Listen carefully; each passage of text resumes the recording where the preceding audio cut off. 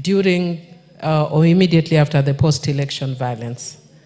Madam Speaker, I was part of a humanitarian committee for my party, ODM, that documented cases of post-election violence.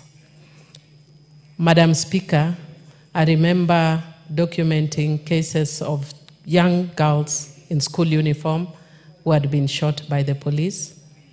I remember a woman who had the husband's head decapitated and had to carry the head to Kisumu. Madam Speaker, I remember people from Kisii who were displaced.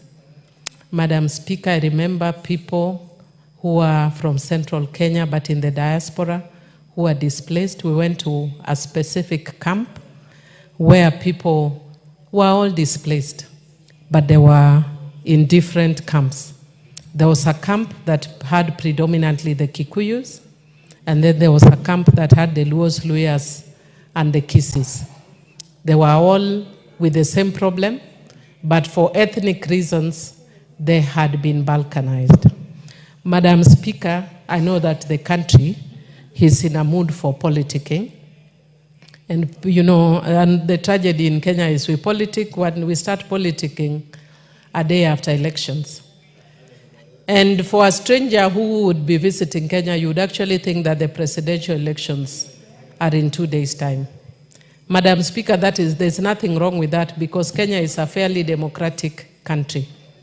But it is extremely unfortunate, Madam Speaker, if we can use language that would incite ethnic animosity and ethnic violence, that would create the kind of violence that we saw. Madam Speaker, the people who suffer in situations like that are women and children. Many women were raped and to date have not been compensated. Many children were killed. Madam Speaker, there's a young girl who has written a book which she gave to me, Madam Speaker. And in her book, she has documented that there were young children who were playing somewhere in the Rift Valley. And they were neighbors of all tribes. And her book is called Hop, Skip, and Jump. She was called Scholastica somebody. Madam Speaker, she documents how she changed from being an innocent child to looking at her neighbors from a tribal lens. She was raped, she underwent violation, and she lost her childhood. Madam Speaker, there are things we cannot afford to joke with or play with. Madam Speaker, I would want to encourage the Deputy President, former Deputy President, that I know is feeling very bitter at the way things stand around. Madam Speaker, he feels that he actually fought and brought this government into power. And I'm sure it can feel very bad when you feel that you brought the government into power, and now you are the one who is outside watching from view, Sasa. Madam Speaker, the way to go about it is not through bitterness and anger, because there's a point that leadership becomes beyond you.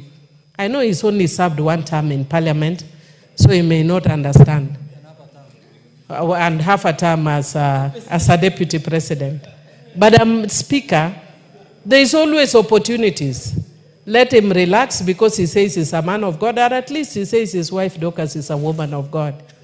Let them appeal to God and use their godly words to bring unity to the country. There are things we don't joke around with, Madam Speaker. There are things we don't politic around with. And one of them is the peace and security of this country. In terms of sharing and having views and going around and talking to people, that's all very well. Kenya is a democratic country.